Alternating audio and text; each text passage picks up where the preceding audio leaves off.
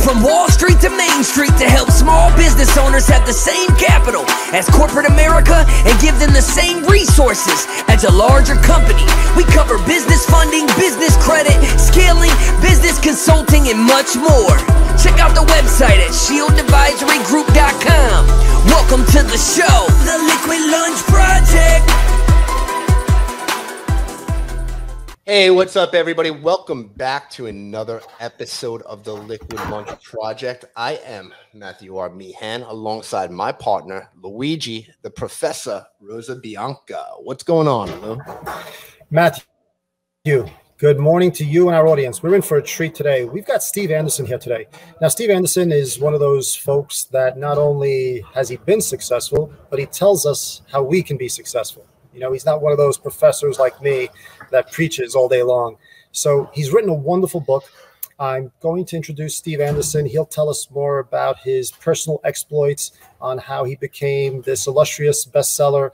And I think we could take a lot of good nuggets away today for not just ourselves, but also our audience. Steve, welcome to the Liquid Lunch Project, my friend. Oh, my pleasure to be here with both of you. Thank you for inviting me. Awesome. So, Steve, why don't we jump into the book that you wrote? Because it's definitely an interesting topic, and I think it's going to resonate a lot with our audience. The book, everybody, he's the best-selling author of the Bezos Letters, 14 Principles to Grow Your Business Like Amazon. So, Steve, I'm just going to ask you straight up, why Bezos and why Amazon? And after your career, how did this happen? So, and I'll do my best to give you the short version of the story, but my career for many years now has been in the insurance industry, both selling, operations, and in the insurance agency side, working with businesses on their insurance programs. And the last 25 years, I've been doing speaking, writing, consulting on technology for insurance agents. And as part of that, I kind of keep my pulse on new technology, what's coming that they need to pay attention to. Probably 3 or 4 years ago now, came up with this thought that the biggest risk a business faces today is actually not taking enough risk. Technology is changing so fast. A business owner, I don't care what size you are, startup to been around for hundreds of years. Technology is changing so fast, you don't have the luxury that you did in the past to sit back and kind of go, I wonder if this is going to be a big deal. It's happening faster and faster today, and that's the idea of not taking enough risk. And I started looking at various companies, some that had done it well and some had not done it well. And certainly the not done it well ones we are somewhat familiar: Kodak, Blockbuster, BlackBerry, Sears, right, and all kinds of different industries. And then I looked at some companies that had done it well, had adjusted and adapted, and Amazon rose to the top there. I discovered that Jeff Bezos had written a letter to shareholders, not uncommon, starting in 1997 for him, and started reading those letters, just to get a little background, and realized he actually gave away in those letters kind of what I call his secret sauce to growing Amazon. He did a lot more teaching in those letters than what too many CEOs do, which is how great we are and those kinds of things. So I actually sat down, read every letter at that time straight through, and that's when it sparked that this is some really good information for business owners. So how long did you study Amazon and Bezos and these letters before you actually decided to write a book? Because this wasn't your career. You weren't it wasn't. You were in insurance. So how does that happen? Yeah, exactly. Into studying Amazon, which I think is a brilliant move, right? Because by far they are the best and greatest company I've seen today. Because not only did they just start out selling books, but they've managed to get their hands into almost every single industry out there, especially with AWS. Exactly. And none of that's by accident, I will say that. So I didn't start out thinking I would write a book. I actually put together a PDF, one-page executive summary on each of the letters that I was going to give away to my clients and use as a lead generator, right, for people who are interested.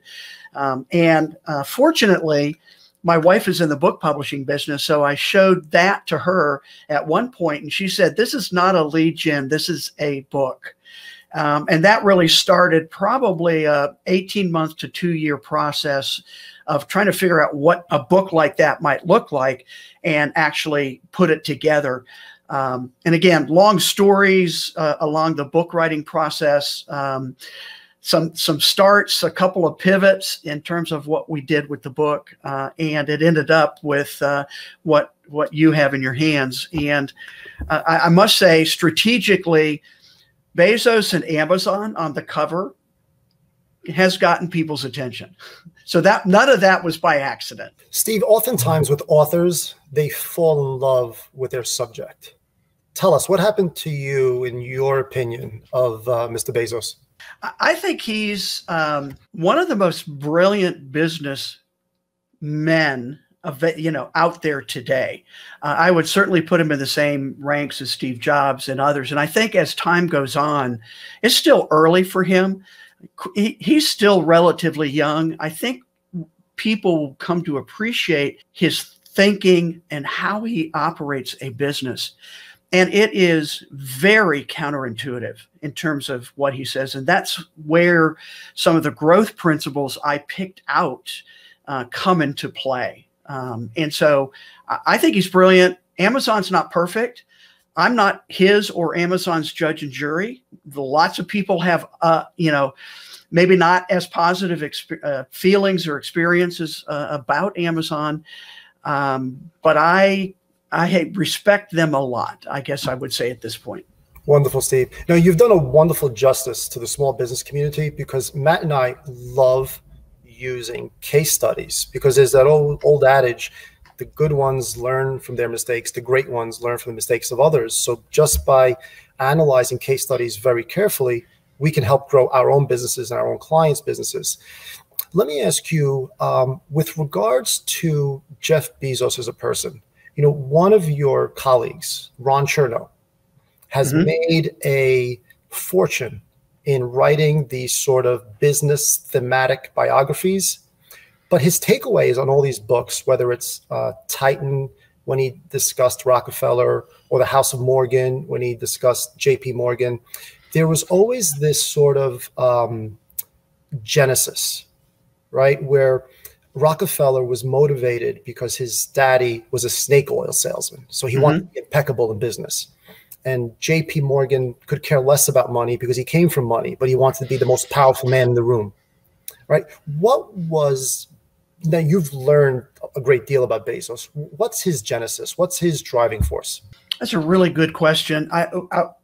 What I would say is a couple things. One is, because I delved into his history in terms of, okay, how did he come about to be able to think like this? And I think a couple things really impacted him. One was, he was born, his mom was 17 when he was born, in high school, so he didn't come from some of those, what we might call right now more privileged backgrounds. His biological father was never in the picture. His mom then met and married a Cuban immigrant who came to the United States, with dollars in his pocket and made something of him. And he refers to his mom and dad a lot now in terms of the scrappiness and the ability to see a goal and work long-term toward it. So that's one aspect of it. I think the other aspect is his grandfather, his grandparents. His grandfather was one of the early directors of what now we know as DARPA, the Defense Department Advanced Research Projects. And he spent his summers on his grandfather's ranch in West Texas from 4 or 5 till he was about 16 or so. And I think that's where he learned scrappiness himself in terms of working on the ranch. And he talks about, having to be the veterinarian for cows and creating new things. And they couldn't rely on, running to Home Depot because they were so far away. So they had to figure out how to do things on their own. I think those were things that really formed, his background. And he's really smart. I mean, even as a young child, he was in some gifted type programs. So again, I could have a few more examples there. But I think that background and that scrappiness and the way he thinks is kind of, as you said, the genesis for what we now know as Amazon. He's definitely a strategic thinker, right? And then Yes. he wasn't born with a spoon in his mouth. But, you know, a lot of people think Amazon was an overnight success when it really wasn't, right? No, not at all. IPO'd in 1997, Yeah. right as the dot-com world was about to blow up, right? 36 months. Yeah. And I mean, what happened, he actually was on Wall Street working with a, you can help me here, hedge fund, Shaw, and he came across this statistic that, again, this is like 94, 95, came across this statistic that the internet usage was growing by 2,300% per year. And he said, that's just not normal. And asked the question, I wonder what kind of business you could create to take advantage of that. And he was not encouraged to go out. He was going to lose his year-end bonus, right, if he did this. But what he said in later interviews was, when I'm 80, what am I going to regret? Am I going to regret not trying, even if I fail? Or am I going to regret not getting my bonus? And he said, for me, it was, I need to try this. And I think he had this in him of wanting to start something, start a business. And I want to say to your audience at this point, you know, people think of Amazon and they see it now, but they don't see it in 95. He was literally started in his garage on his hands and knees, putting books into packages, putting them in his car, driving them to the post office. He started like every other business owner has started. Now, he scaled, no question. And I think, you know, it's unlikely we're going to have another Amazon in the near future. And that doesn't mean you can't learn from what they have done and what he has done and how he has set up that company. Steve, give us the etymology of the name Amazon. What was his inspiration for that? Well, it does come from the Amazon River in Brazil. And his whole kind of foundation of thinking about the internet is that if I do books on the internet, and by the way, that was a top of a list of about 20 items he wrote down saying, okay, what could I sell? He chose books first because, one, my book in your bookstore is exactly the same as a book in my local bookstore here, right? There's no differentiation between that. What is different on the internet is he has unlimited shelf space versus the biggest bookstores at the time, even now, right, have maybe 100,000 books. If they're big, maybe 125. They have limited inventory. On the internet, he can have access to every book that's been published. You know, he's the type of guy that fell in love with his customers and not the products, right? Yes. And we're big believers of that, right? Products change, trends change, but if you fall in love with your customers and figure out what they want, you could always be successful.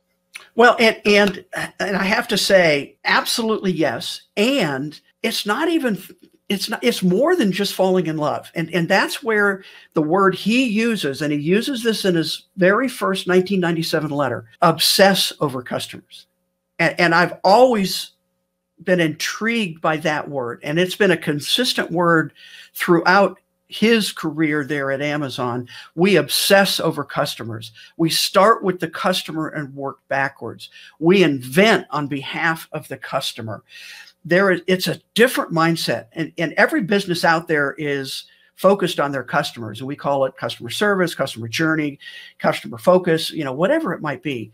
But when you obsess over customers, there's just a different level that Amazon and Bezos brings to that conversation. And it really is. I mean, if you look at why Amazon has grown, it's because of their customer obsession. When I'm talking to people and I ask them, you know, one, have you shopped on Amazon? Most hands go up. And two, why? Why have you gone to Amazon? And the most common answer is because it's easy. And they've spent billions of dollars and 26, 7, 8 years now, making it that way because they know if the customer has a great experience, they're going to tell others, we're going to bring more customers in. That's going to help us grow. Steve, it's obvious to us that one of the reasons your book is so successful is that you research the topic so in depth. Give us some insights as to some of the mistakes that Amazon has made over the years. Oh, and they've made a lot. And people typically don't see that. But that's my very first growth principle is called encourage successful failure. Because at Amazon, one, every employee is expected to experiment. And what Bezos says is, if you experiment and you don't fail, it's not an experiment. Because going in, you don't know if it's going to work or not. And that encourage successful failure, he reinforces that throughout the years. At one point he said, Amazon is the best place to fail because we don't punish failure. We encourage experimentation that may lead to failure, but what can you do with that? And in the same breath, I have to say, this is not just crazy, throw it against the wall, see what happens. This is, they're very intentional about how they experiment, how they develop, and if it fails, what they learn from it. So let me give you a quick example. Probably their biggest failure at Amazon is in 2014, Jeff Bezos got up on a stage in New York City and announced the Amazon Fire phone, a phone built by Amazon. Now think about this, 2014. We already had the iPhone. We had Androids phones out there. People had already kind of picked their platform of choice. Who needed another phone? Well, frankly, this was a Bezos pet project. He thought this was a great thing. And there were a few technological things that were different. But basically, it was a phone to help people shop better, easier on Amazon. Okay, we didn't need that. Utter failure. At the end of 2014, they wrote off $178 million in inventory and development costs. Now, where's the success? Well, 4 months after that announcement in 2014, Bezos got his first demonstration from the same team called Lab 126. That's their hardware development area, of a cylinder device that could sit on a table and you could ask it a question and it would respond. What we now know as the Echo hardware and Alexa machine learning software that makes those two things work together. All of that voice processing that they learned about when they developed the phone, they were able to translate and transfer over to another product that now has become extremely successful. So the lesson here for the small business owner is don't hesitate from investing a couple of the profit margins on research and development. The way I would phrase it is be willing to experiment.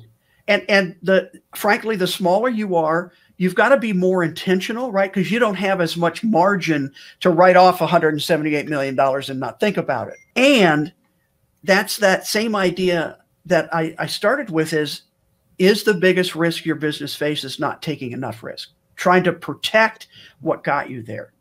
Why did some of these other companies go away? Very successful companies that are no longer here because they weren't willing either to embrace new trends that are coming and figure out what a new business model might look like based on that trend. Now, Steve, when you see Bezos entering into different sectors and different businesses altogether, do you see them as an extension of his Amazon success, or do you see another Fire phone waiting to happen?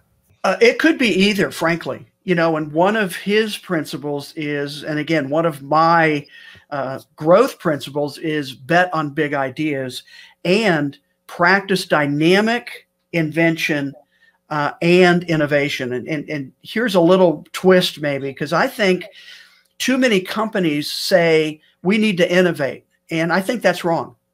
I think the first thing they need to do is invent. And that's where Amazon really is strong. They're willing to invest long term to invent something new. What's a quick example? Amazon's moving pretty significantly into physical retail, right? Online e-commerce moving into physical retail. Well, in 2006, he wrote in his shareholder letter, and addressed the question, when is Amazon going to have physical stores? And he said, at that point, we haven't figured out how to have a meaningfully differentiated experience in retail that would set us apart. Amazon's not going to go in and do a Me Too. Fast forward to 2015, they opened their first Amazon Go convenience store. 1,500 square feet. Think of a 7-Eleven convenience store, go in and get chips and prepackaged sandwiches and stuff. The difference is you scan your phone to get in. So it's like subway doors to get in. You just don't walk in. When you scan your phone, the cameras, technology, sensors track you in the store. They understand what you picked off the shelf and put in your shopping cart or what you put back, and you walk out. There is no checkout. It's called just walkout shopping. Solves back to the customer problem, which is the worst part of the experience shopping retail is checkout.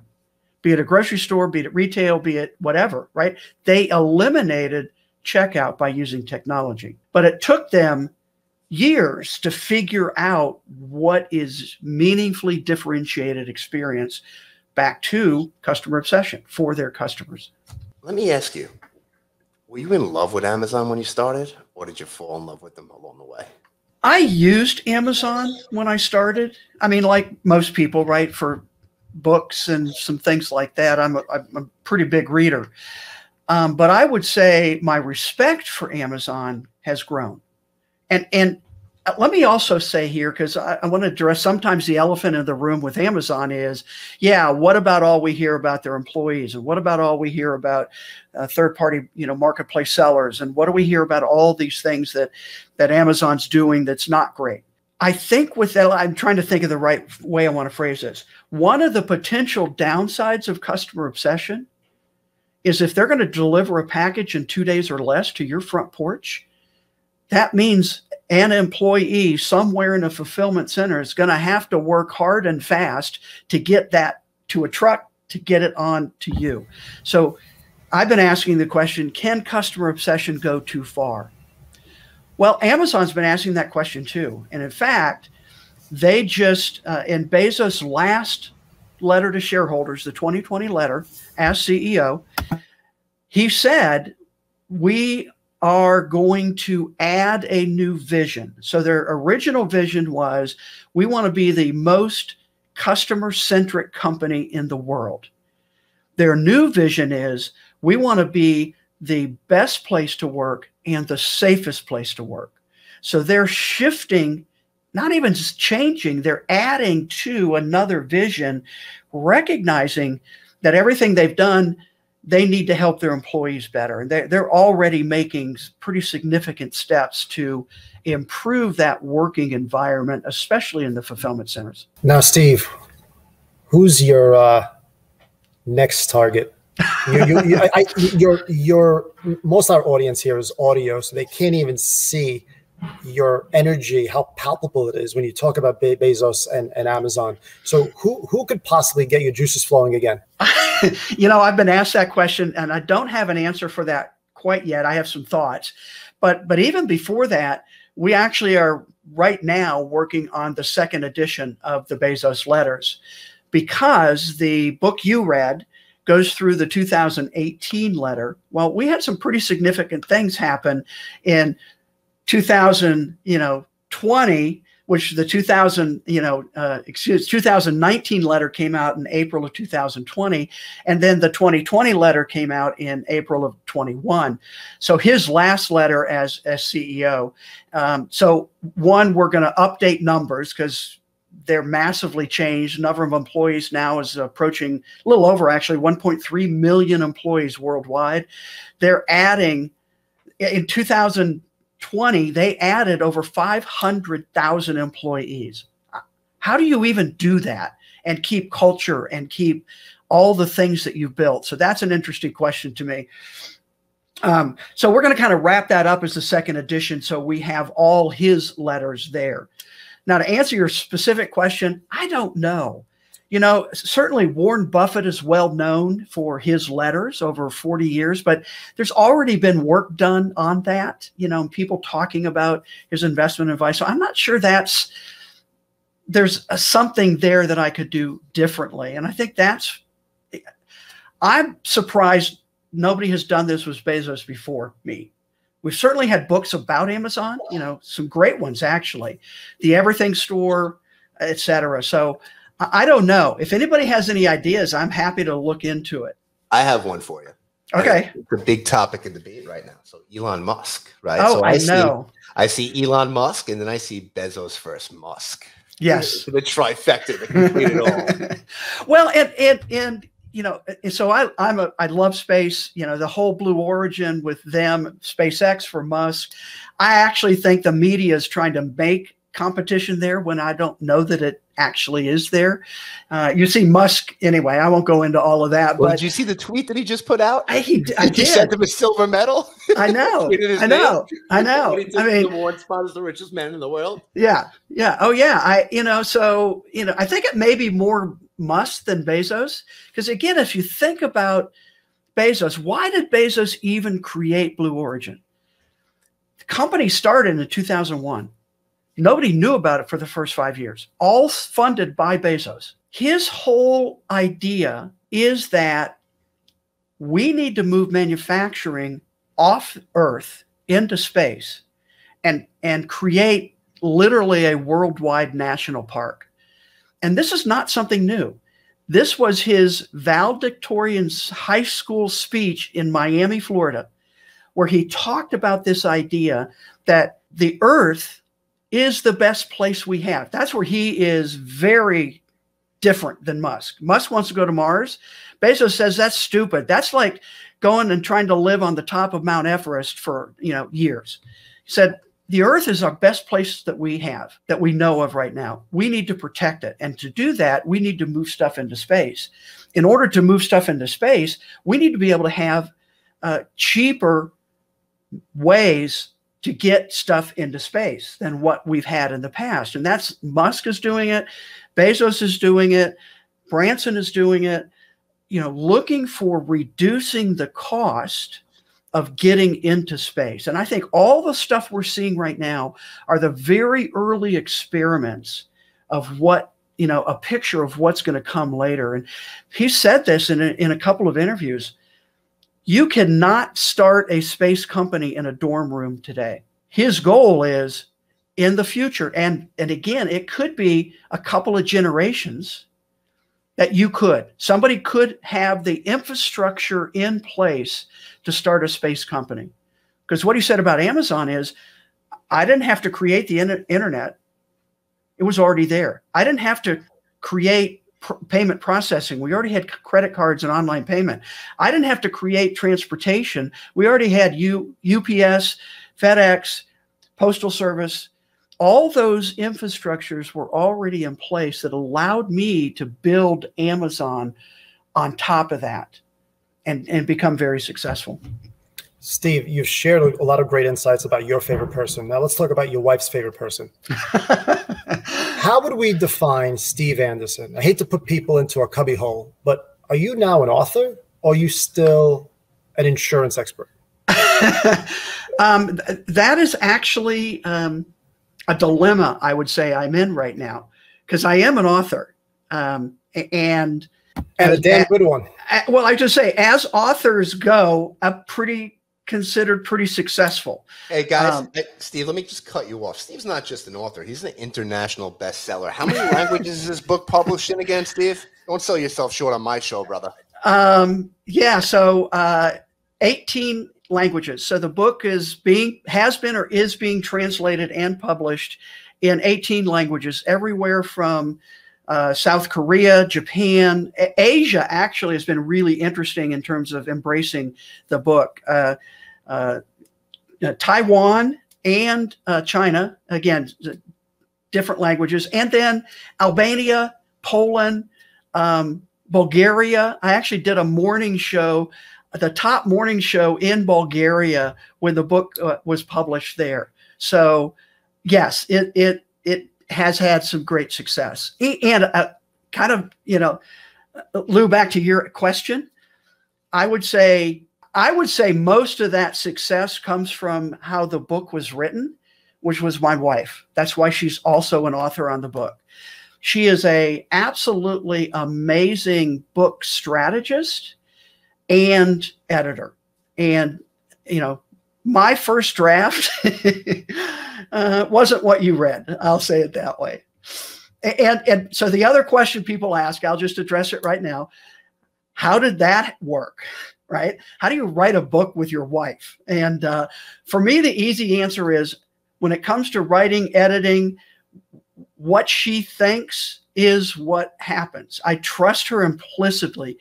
She has this uncanny ability to understand how to draw a reader through a book. And I think you've seen that. I mean, if you enjoy reading it, I get that feedback a lot. And that's her ability to craft those stories in a way that makes you want to go to the next one. Matt, I think we interviewed the wrong Anderson. Could be. Absolutely. I think so too. Hey, Steve, we really appreciate you being here. We want to be considerate of your time as well.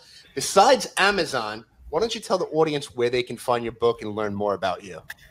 Well, as you said, Amazon, obviously, but probably the best place to go is the website. So it's thebezosletters.com. One, there's lots of information there and some workbook and some additional material as you're working through the book to help you actually apply it. Because, there's some fun stories and it's interesting, I think, getting a little inside perspective on Amazon. But more importantly to me is take these growth principles because I think they can apply to almost any business. In fact, I've gotten feedback from nonprofits and others that maybe a little outside the normal business area that have resonated with the growth principles. So my goal is to help you apply them in your business and help you start thinking differently about how you can grow like Amazon. Hey, Steve, what is your favorite principle out of the book? What resonates with you the most? So that's like asking me which of my 7 grandchildren I love most. That's hard. I think so. The 14 principles are broken down into 4 cycles: test, build, accelerate, and scale. In the build, right? So the test is all the experimentation and all that kind of stuff that we talked about. Build is, okay, I think I've got something that's going to work here. How do we build that? One of those principles is called understand your flywheel. I think it's the most important principle to Amazon and the most, I'll say it this way. I think it's the hardest to understand and hardest to implement. So real quick, I'll do this real fast. Background, Jim Collins' book, Good to Great, published in October of 2001. Chapter 8 is called The Flywheel and the Doom Loop. If you're a business owner, it's likely you might have it on your shelf. Just pull it off, open up to chapter 8. Don't reread the whole book. That'll give you a deeper dive into this idea of the flywheel. Collins was invited by Bezos to an off-site senior leadership team meeting in August of 2001, just before the book was published. And they spent an entire day just talking about the flywheel and developing the flywheel at Amazon. And we have a graph of what that actually, so they actually sketched it out that day, growth at the middle. But the idea of the flywheel, huge, big, typically metal, something, wheel, etc. Hard to get it going. But once you get it going, it just has some momentum on its own. And so at Amazon, to grow, they needed more customers, so they had to have a great experience on the website. Again, remember early days, Bezos called it the worldwide wait, right? It was slow. It was, lots of problems there. So I had to figure out how can we make that experience the best as possible. That experience leads people to talk and tell their friends. That leads to more customers coming in. More customers that come in gives them more leverage with manufacturing to lower prices. One of their 3 customer pillars, right? Low prices, vast selection, and fast delivery. And then they added third-party sellers, this crazy idea of letting another business on the Amazon website having a listing literally next door to an Amazon listing. We can talk about that, but crazy idea that actually has been significant. Add those third-party sellers, which gives you more selection, which gives more customers reasons to come, which allows more a price, negotiation with manufacturers because you've got more volume. That's the flywheel. So what is the flywheel for your business? And the issue with the flywheel is it all has to work well. You have to implement it really well to keep that flywheel going. That was a longer answer than I think you wanted, but listen, I enjoyed every minute of it. I could sit on here and speak to you for another 3 hours, but we know you got places to go. We're definitely going to have you back on when the next edition comes out. But Steve, 7 grandchildren, an awesome wife that's a co-author with you, right? Yep. Looking to write another book. You're speaking on stages. You're probably doing book tours, right? Yep. This is all great and fun, but let me ask you this. At the end of the day, when you're home with your beautiful wife and you're thinking, I want to know one question. What does success mean to Mr. Steve Anderson? Right now, freedom of time, being able to do what I want. And Lou, I didn't quite finish the answer to your question. I still am very much in the insurance world. In fact, I just launched yesterday a brand new company to help agents with technology. And I'm having more fun now than I've had in a long time. So, people look at me and kind of go, aren't you supposed to be retired? And I go, well, I think I got a little more gas in my tank and I'm enjoying what I'm doing. And so why stop? So kind of these two worlds, right? Mix some, but it's an interesting time to think about book author and insurance technology person. So it's fun. Well, listen, I think you're more of a Renaissance man. I don't like putting anybody in a box, and we really appreciate you being here. And we appreciate your time, and we're looking forward for the next one to be released. Guys, this is Steve Anderson, the Bezos Letters, 14 Principles to Grow Your Business Like Amazon. Go pick up a copy. I'm sure you will not be disappointed. And that's a wrap for this episode of the Liquid Lunch Project. We'll see you on the next show. Thank you for listening to the show, and make sure you subscribe, leave a review, and share it with a friend. We'll see you on the next episode of the Liquid Lunch Project.